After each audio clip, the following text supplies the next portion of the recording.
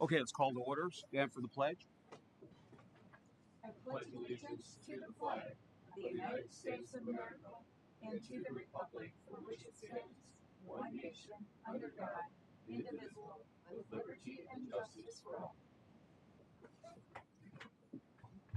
Okay, welcome to Porter County Board of Commissioners meeting Tuesday, August 25th, 2026. Consent agenda. Approval of payroll, August 14th, 2026. Approval of claims, August 8th, 2026, August 20th, August 21st, 2026. Approval of minutes, August 4th, 2026. Weights and Measures monthly report from May 16th, 2026 to June 15th, 2026, and annual report for June 16th, 2025 through June 15th, 2026. Motion to approve. Second. We have motion and a second. All those in favor signify by saying aye. Aye. Motion carries. Before anything else, I want to acknowledge the hardship that many of our residents and businesses have endured since the severe derecho that struck Porter County on August 11th. The storm affected communities across the entire county, but its impact was most severe in the northern half, with damage increasing as you travel towards Lake Michigan. We know these past days have been challenging, and we deeply appreciate your patience as we work through this process. Immediately after the storm, our first priority was clearing roads so emergency services, utility crews, and the public could move safely. This required rapid action, and as a result, large amounts of storm debris, tree limbs, and other vegetation was being pushed to the roadside. In many locations, fallen power lines entangled with trees. Our crews could not proceed until NIPSCO confirmed that those areas were safe to enter. We thank our residents for understanding those necessary delays. The state of Indiana and the federal government have now recognized the state as a disaster area. We are hopeful that this declaration will open the door to additional resources and funding to help offset the significant cost of recovery to protect their eligibility for federal reimbursement. Porter County must follow all required state and federal procedures. This includes careful documentation, proper contractor selection, and strict oversight over debris and collection and disposal. We are now fully in the cleanup stage. There's still much work ahead. Total cleanup will take weeks and in some cases several months in some areas due to the severity and the widespread nature of this storm. Our compost sites throughout Porter County are nearing capacity, and we cannot accept additional storm debris at this moment to relieve that pressure. The county will be announcing additional drop-off sites within the next 1 to 2 days where residents can bring that storm-related vegetation. Because of the sheer quantity of debris along our county roads, we'll be requesting proposals from qualified contractors to assist with collection and disposal. This will supplement the efforts of our county workforce and accelerate the cleanup process.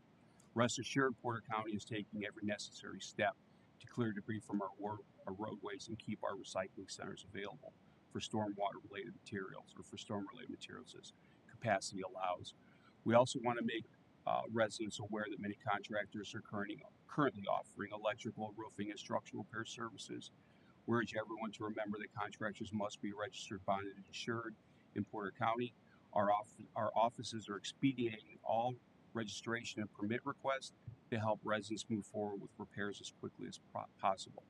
For those dealing with damaged aerial electric services, please note that the county must inspect all the work of your licensed contract before NIPSCO can reestablish electrical service. The inspection requirement is in place for your safety to ensure compliance with state electrical standards. As the recovery continues, the county will keep residents and businesses informed of revisions, updates, and new information as it develops. We are committed to transparency and timely communication throughout this process. In closing, we again express our sincere appreciation for public's understanding and patience as we navigate through the extraordinary circumstances. Porter County is committed to restoring normalcy as quick as possible and safely as possible, and we will continue to stand with our residents in every step of the way. With that, I'd like to bring Lance Bella up here, our Director of EMA, to give us a quick update. Good morning, Lance. Morning.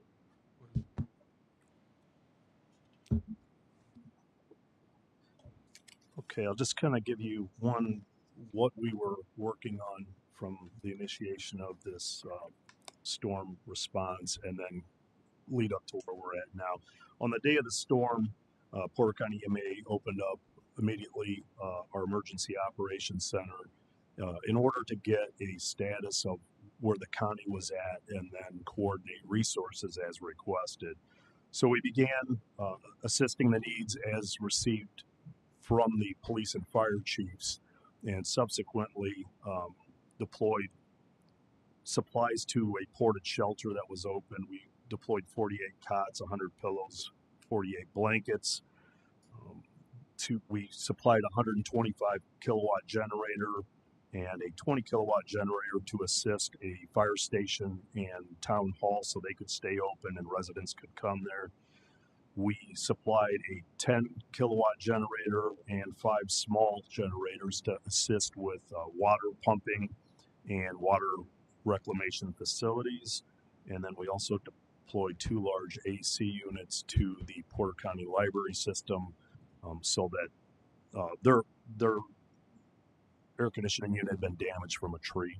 So this was to keep them open so that citizens could go there if they needed to. EMA personnel immediately started doing damage assessments right after the storm so we could see what type of damage we were looking at. And then we were later joined the next day by Indiana Department of Homeland Security teams as well. But seeing the damage, that triggered a lot of things that we wanted to do. So a disaster declaration was initiated on the 11th, the same day of the storm, declaring a disaster for Porter County. And then we also requested through Homeland Security that they would initiate the 211 system, which supplies a website and a phone number for citizens to call in order to report damage. That helps us to track what type of damage people are seeing. And to date, we have received 1,600 calls on that line for damage to households.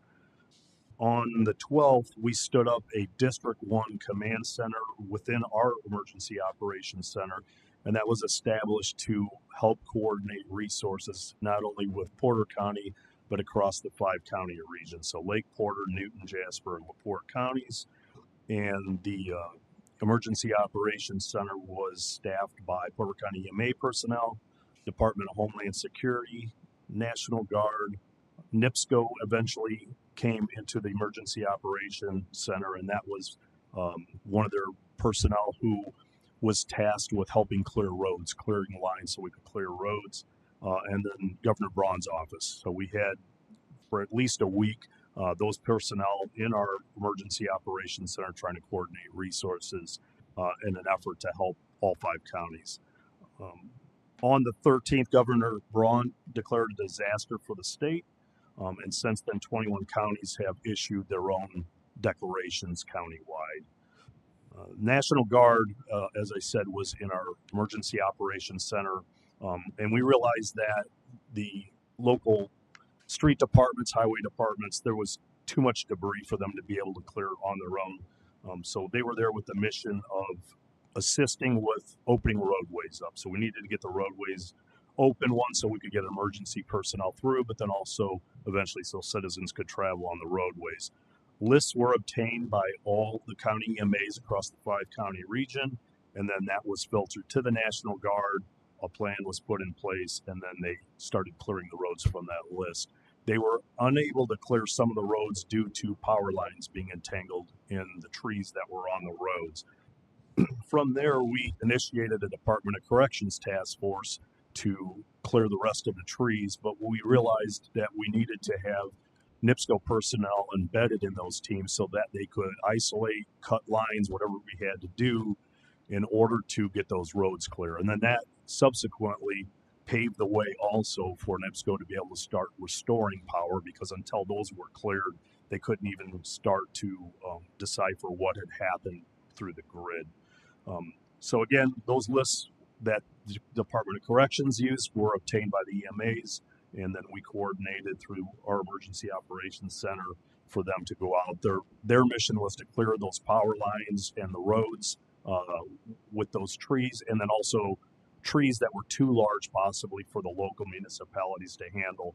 They brought in some extremely large equipment in order to get that out. So they started in Porter County on the 19th of August, and they finished on the 20th. So it was very organized. They moved pretty expeditiously. They cleared 55 roads through that task force.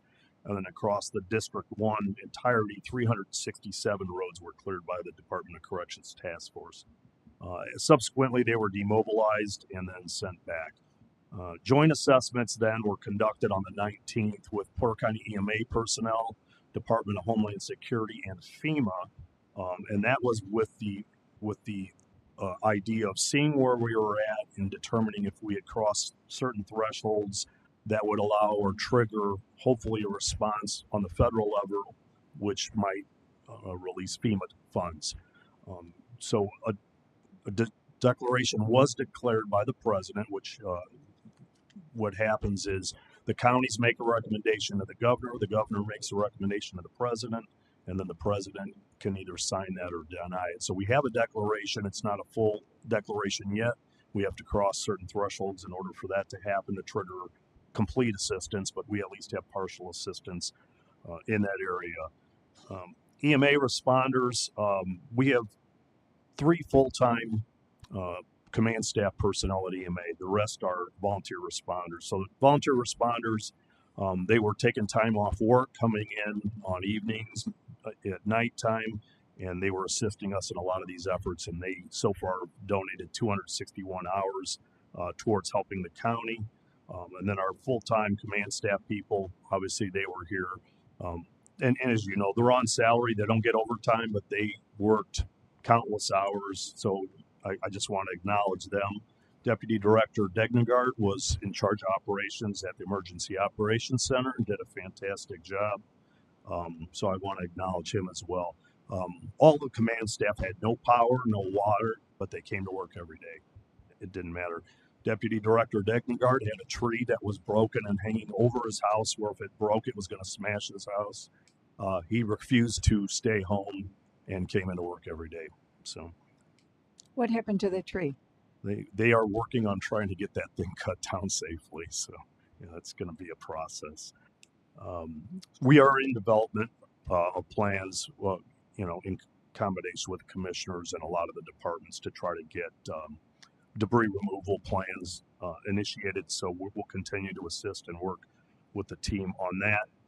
But we've crossed really from the response and emergency standpoint to what we call the recovery phase. And so that includes the debris removal, but also how do we help the citizens now that the roads are open. So we've also initiated a program where each municipality will name a volunteer coordinator. And as we have opportunities from volunteer organizations to help the citizens, that coordinator can funnel where those volunteers need to go. So I would encourage anybody in the municipalities, if you need help, call your town hall, your city hall, and report that you need help. Also call the 211 line if you have not already. So don't call one and not the other, call both, but they will triage, the order that those need to go to. And then as the volunteer organizations come into the municipalities, they can be dispatched in an efficient manner so we can get as much help to people as we can.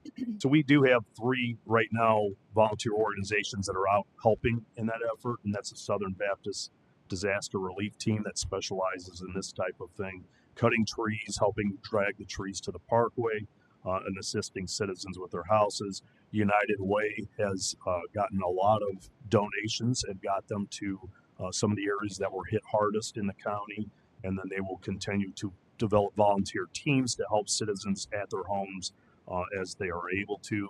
And then we've also called in Team Rubicon, who's right now working in Lake County, but we are on the list hopefully for them to come to next, which is current and retired military and emergency responders, helping citizens. All these entities, though, are working and helping citizens at no charge to the citizens or the county. So people can call, again, their municipality to get on a list to get assistance with that. So I just want to thank, I thank my staff, but the commissioners, the council have been great through this. There's never been a time I've called and asked for help and not gotten it. Highway department, facilities, all the emergency responders through the county have worked tirelessly.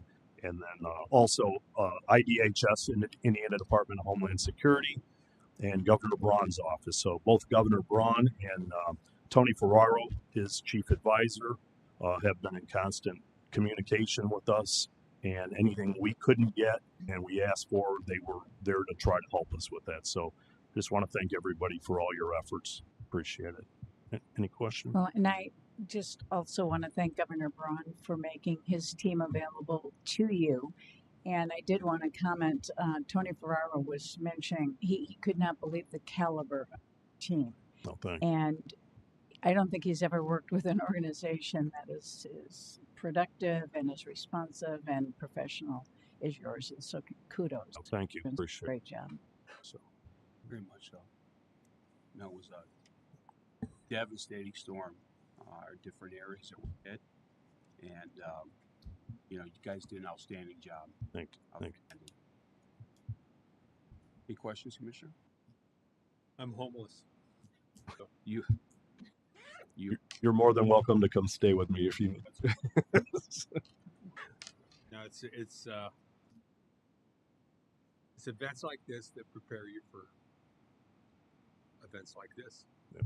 There's no handbook that makes you prepared. I mean, really, and that's one thing that being involved in it, and from a personal standpoint, and also as a commissioner, is that there's a lot of gears here that have to work together for this to have a decent turnout. Where you're affected, because so many lives are affected, so many different areas, in varying amounts. It's some people have just lost electricity, some people have lost their homes, some people have even been injured. Yep. And it's just to have your department kind of everything funneled into you guys has really been important, because all these municipalities, including us, we're doing what we do. We're taking care of what we're, by statute responsible to. Somebody needs to bring all that together. Yep. And that's where your department is really helping. Well, and I know the work is just beginning in doing our after action meetings and figuring out where our vulnerabilities are. And obviously, we have work to do. And it also exposes the vulnerabilities in our providers like NIPSCO too, because when we see all the devastation that has happened, and granted, people had generators, but they don't test the generators, and then for the generator in this building to blow up, and the one in Portage that was on their water treatment plant, when that failed. So, we're relying on services like AT&T and Frontier and NIPSCO, and it's just critical. And I hope that we can be involved with them in after action meetings as well, and letting them know what we were experiencing here to make sure that they can be better as well. Yep, I agree. And like when you're dealing, and AT&T is not a monopoly, and Frontier is not a monopoly, but when you're dealing with a public regulated utility like NIPSCO, where our citizens really don't have a choice of providers, and so when they have that great privilege of being a monopoly, they also have a great responsibility. Yep. And they need to understand that when they say they're all about reliability and safety, they need to live up to what they're saying that their mission is in assisting us and our residents. So I'm hoping that we're going to be able to convey that message to them as well. Well, I know a lot of the citizens were frustrated. I was frustrated on, what's the timeline for power? We didn't have it either, and we were asking and couldn't get it. So I think that's something that on NIPSCO's end we need to improve. The extent of the damage was so much, I don't think they had the timeline, because it was just too much damage and they didn't know where they were at. But, as we got information, we put it out, but we also didn't want to put false information out. Right. So I'd rather not put the information out than put something out and be wrong. So. And also kudos to the Sheriff's Department and E911. Yes. Of gathering information and getting it to everybody. So I think. Well, there were so many departments like facilities and highway and recycling, Engineering, yeah. and engineering, and everybody was. And what I love about Porter County is everybody was just quietly working hard behind the scenes. They weren't going and publicly announcing all the work that they're doing. They were just putting their heads down and getting the work done. And that's all they cared about. And I'm just so proud of everybody in Porter County and all the work that they did to help get our communities back. And I just really appreciate it. I didn't hear one complaint of another agency or department feuding or bickering with another department. Everybody just seemed to understand they had a job to do and just continue to do it. And we're really probably halfway through this Probably half, yeah. by the time it's all said and done. Yeah. So, especially the highway departments, I mean, they've got a lot of work in front of them. Yeah, they've been working around the clock. Yep. Tireless. They work tirelessly. So Very much so. Thank you. thank you. Thanks so much. And please tell Billy thanks also. I will. Yes, he was outstanding. Next, we have an emergency declaration, Scott. Well, that was part of the, Is that what that's also? yeah, that's Okay. what Lance was done. We would just need to reiterate that we've approved that. Okay. Nature. And just to give you a perspective on that, Lance was on vacation. Billy couldn't get a hold of anybody but me, and he drove over to my house. There was no internet. Cell phone coverage was very spotty, but he personally came over to my house to get that thing signed so that we could get that submitted ASAP. That was outstanding. Okay. And we'll have more on the update that we gave you because like I said, we've been working for the last several days. We've got meetings this afternoon as this information becomes available on the different sites that we're going to be also opening up to take in debris. So we'll have more announcements on that within days here, within a day even. Okay, so the next item, we have a bid opening. County Road 1050 North Cement Stabilization Project rebid. County Road 1050 North from 125 West to 50 West. The auditor's office received 2 timely bids for this project.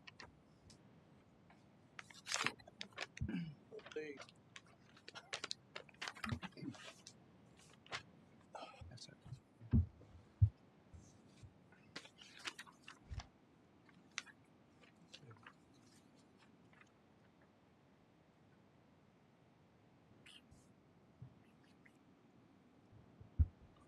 The first bid is Reith Riley Construction Company, Inc. Total base bid, $877,627.95. $877,627.95.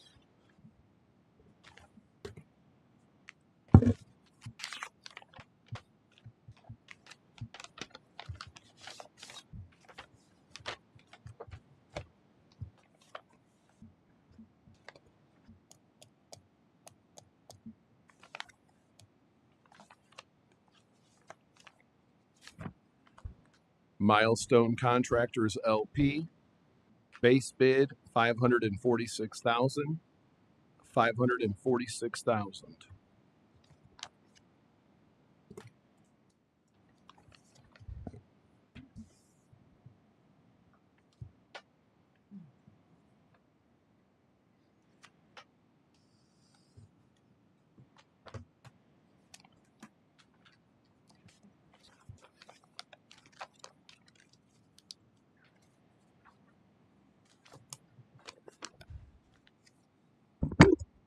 Thank you. We'll review the bids and give you a recommendation.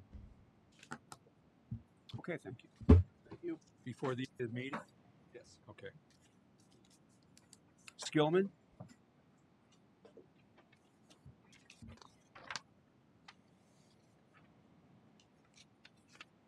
Good morning, Paul. Good morning. Morning, Paul. We just have one pay application on the jail project. It's Pauley Jail Building Company, pay app number 11 in the amount of $30,935.50. I move that we approve. Second. We have motion and a second. All those in favor signify by saying aye. Aye. Aye. Motion carries. Poor Paul, I had to show up for one single item. It's all right. Good seeing you. Yeah, you too. Thank you. Comp time report. Good morning, Rhonda. This comp time report does cover this all the way up to the storm to August 19th. So I was expecting to have a lot more comp time hours than there are. So I think the department has did a great job on keeping it down. And of course, the ones that were increased, we would expect it through this natural disaster, which is only two departments that it really increased. And those are the two that I would say should have. Okay. Good. Good. Very good. Okay. Good news. All right. Yeah. Thank you. Thank you. Animal shelter. Morning. Good morning, Jen. Morning. Morning, Jen. How are you guys? Good. And you have an animal control and animal shelter services contract extension for the town of Beverly Shores. I move that we approve. Second for discussion. Would be helpful with to know what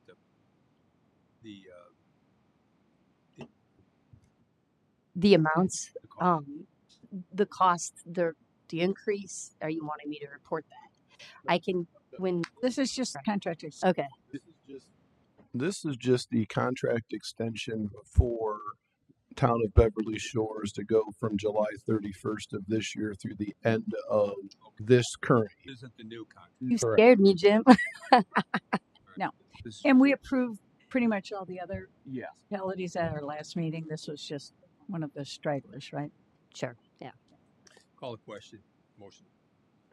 Okay, we have a motion and a second. All those in favor signify by saying aye. Aye. Motion carries. Thanks. Thank you. Thank you. Thanks, Jen. JDC. Uh-oh, she's got a handful. Look at all Good morning. all the paper. Okay, we have an ordinance establishing a non-reverting fund, number 9184, for the ICJI VOCA Victims of Crime Grant Fund, first reading.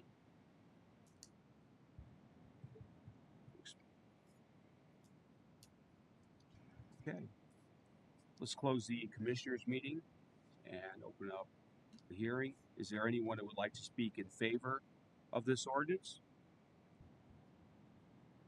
Second, is there anyone that would like to speak in favor? And third, is there anyone that would like to speak in favor? Is there anyone that would like to speak against? Second, is there anyone that would like to speak against? And third, is there anyone that would like to speak against? Okay, let's close the hearing and go back to the commissioners meeting. I move that we approve the ordinance on first reading. Second for discussion. Could you just give us a Reader's Digest? What Sure. grant's about? The VOCA grant is something that the Family and Youth Services Bureau has received for many years, and we've been the fiscal body to help them apply for that for several years for the CASA program. And so what we are doing is we are moving the CASA program from under the jurisdiction of the Family and Youth Services Bureau to the Circuit Court. And this is our first steps in regards to ensuring that we have funds created for these existing grants. They're ongoing grants. They've been long-standing grants in order to support that program. Okay. Call the question.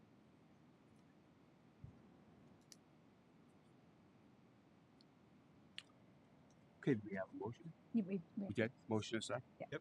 Okay, we have a motion and a second. All those in favor signify by saying aye. Aye. Motion carries.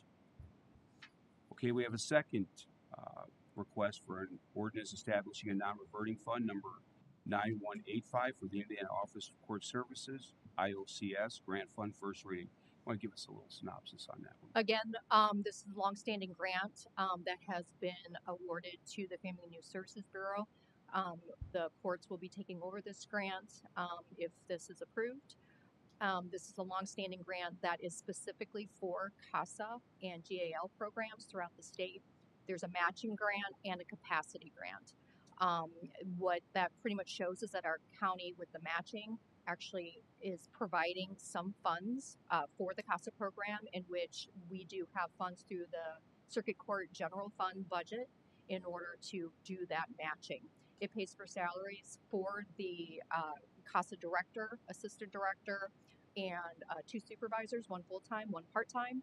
And then it also pays for volunteer, all the volunteers, training, education, recruitment. Again, this has been a long-standing grant, ongoing, that the Office of Court Services has awarded the CASA program. For many years. I couldn't tell you. Many. Okay, we'll close the commissioners portion and open up the hearing. Is there anyone who would like to speak in favor of this ordinance? Second, is there anyone who would like to speak in favor? And third, is there anyone who would like to speak in favor? Is there anyone who would like to speak against? Second, is there anyone who would like to speak against this ordinance? And third, is there anyone who would like to speak against? Hearing none, we'll close the hearing, open up the commissioners meeting. Move that we approve the ordinance on first reading. Second. We have a motion and a second. All those in favor signify by saying aye. Aye. Motion carries. Thank you. And thank you, Scott, for preparing. I appreciate it. Thank you. Thank you. How's those improvements working out over there? It's going great, and we anticipate getting all of our new security cameras very soon. So we're next online to get them up and running. So we're going to be all digital and not analog. Oh boy. I'm excited. Okay, thank you. Highway Department?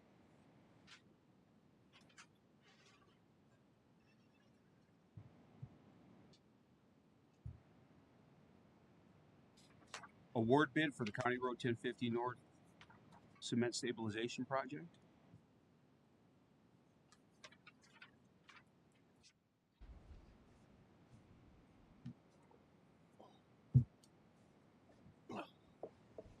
After review of the bids, we did find Milestone's low bid to be the lowest responsible bidder, and we do recommend acceptance in the amount of $546,000.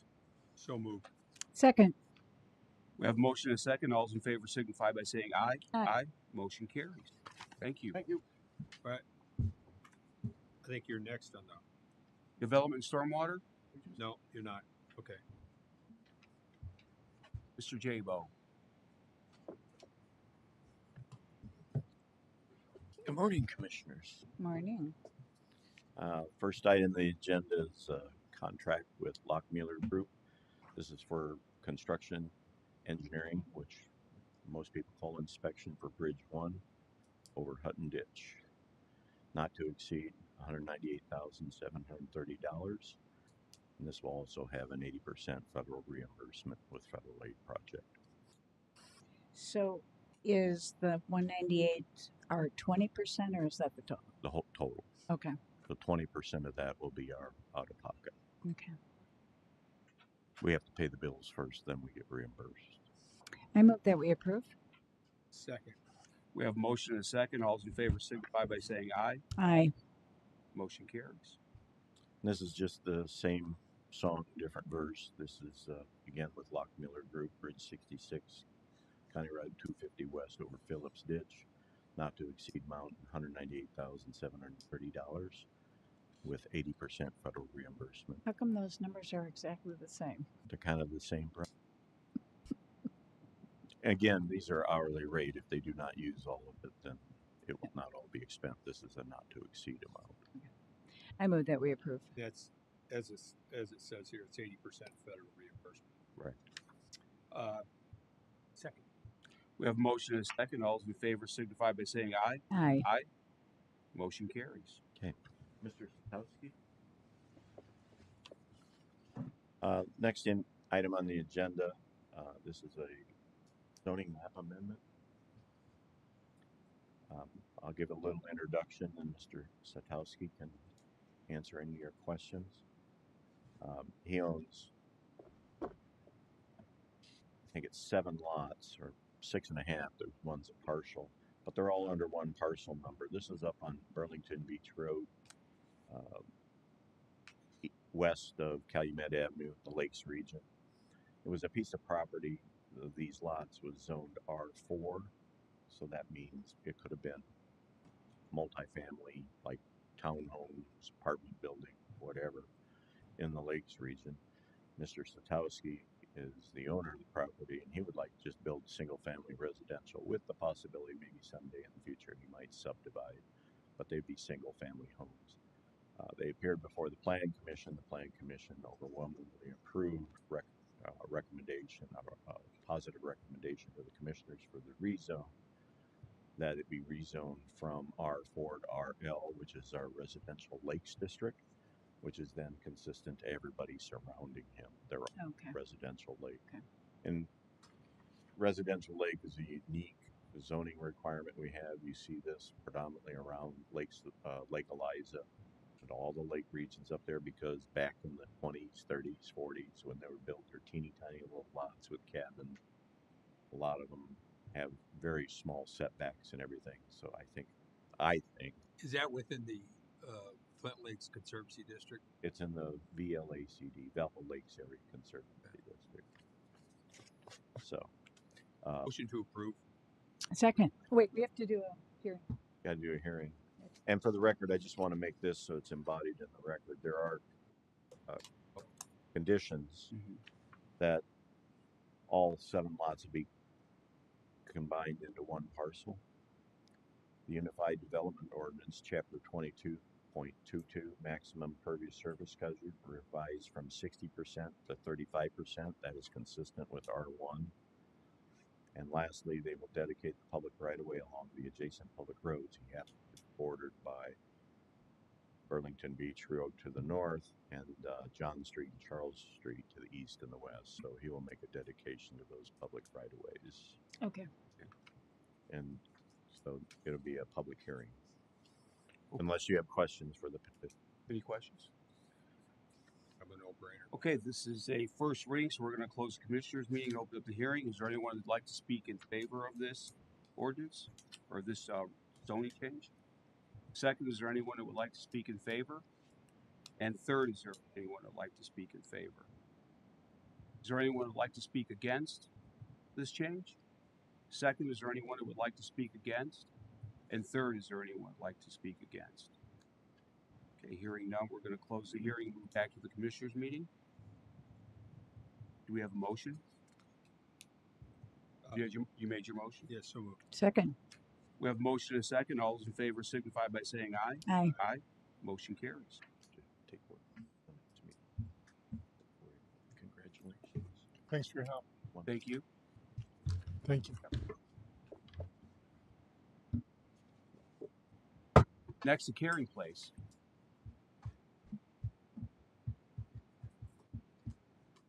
Good morning. Morning, Commissioners. You have a request to use the northwest corner of the courthouse grounds for your second annual holiday cookie walk to take place December 12th, 2026 from 12 p.m. to 4 p.m. All proceeds will go to support survivors of domestic violence. I move that we approve. Second for discussion. Have you gotten permission or a clarification from this city of Valpo to be on that sidewalk? No. Last year, this is the second year. So last year I checked with Valpo Events to make sure that it was okay, because it's not through them, it's just through us, and they were fine with it. They recommended coming to the commissioners and getting approval, and that's what I did. I did let the Valparaiso Police Department know. I always do that so that they're aware that there's heightened traffic downtown. If there's something else that I'm missing, I'm happy to do it.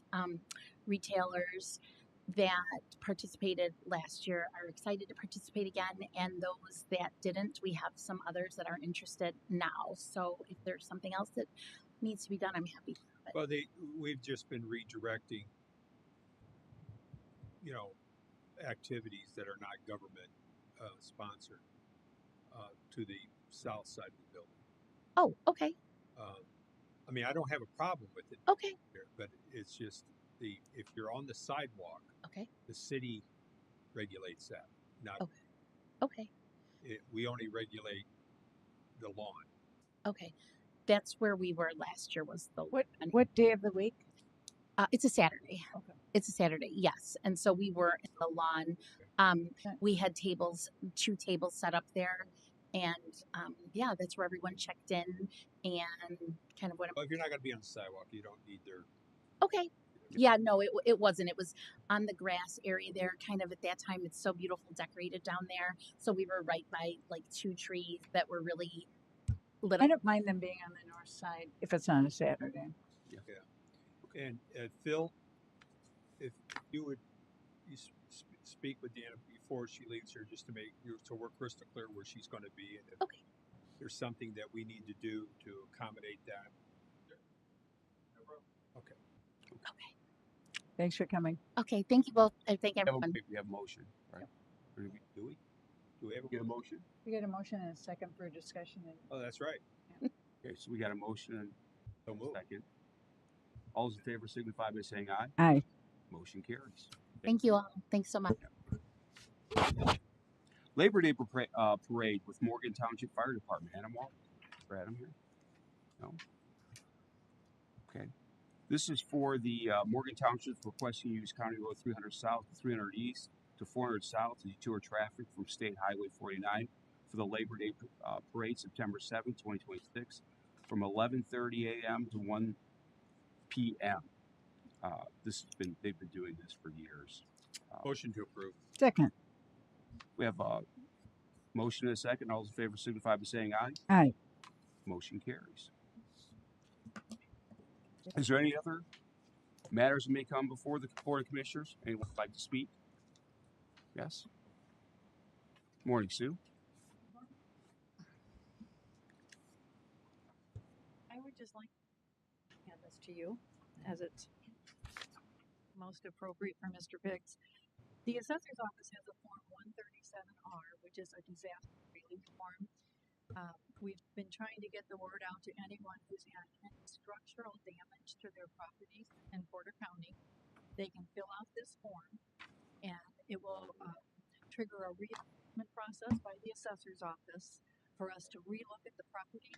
And if you have any severe storm damage, we can do the reassessment and possibly assist in lower property taxes for your pay 27 year. Can I keep this? Yes, you may. That's for you. You saved me from being yelled at when I got home because she asked me to check this, and I totally forgot. Okay, and that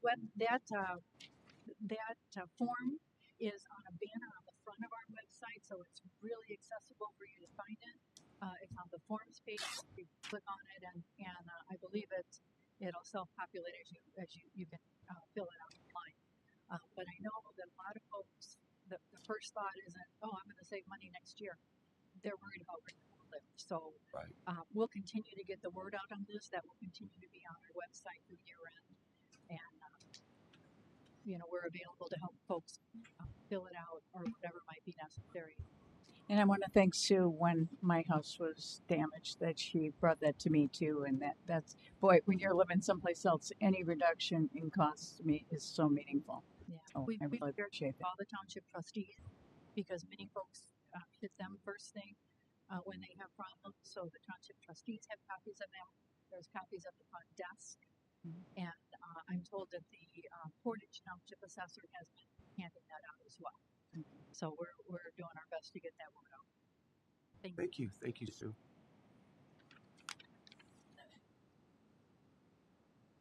Anyone else? Anyone else like to speak? No? Larry? You good? Okay, with that said, the next commissioners meeting will be September 15th, 2026 at 10 a.m. Meeting adjourned.